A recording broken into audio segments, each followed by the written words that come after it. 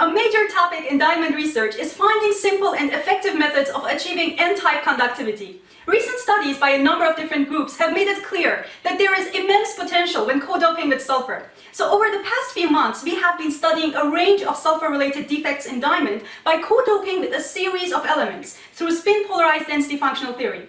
We recently stumbled upon an interesting defect. It turns out that if sulfur and fluorine are positioned at adjacent carbon sites forming Fs-2 defect, then a potentially N-type diamond should emerge with a band gap between the highest occupied level and the conduction band minimum being in the order of just a few millivolts.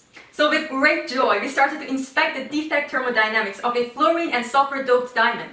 The idea was to calculate formation energies of 75 defects, which can occur based on combinatorial possibilities through combining fluorine and sulfur in various different charge states and configurations. The aim of these calculations was to plot a Kruger-Wink diagram for this system of defects as a function of temperature, so that we can get an idea on which defects are most dominant and how the defect concentrations change during subsequent heat treatments. This was made possible by considering charge neutrality in diamond and conserving the total fluorine and sulfur content during heat treatments. In other words, we have modeled defects under adiabatic boundary conditions under the framework of a canonical ensemble. We have evaluated the thermodynamic chemical activity of fluorine and sulfur in diamond as a function of temperature, which can be used to find defect concentrations.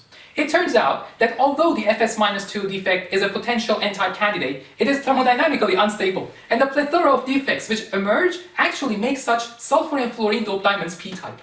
Unless someone can find a way to form the Fs-2 defect through non-equilibrium techniques. Do join us in session number 10 of the 31st International Conference on Diamond and Carbon Material on 7th of September at 4:40 p.m. CEST to discuss this system's defect equilibria, band structures, and optical response function in detail.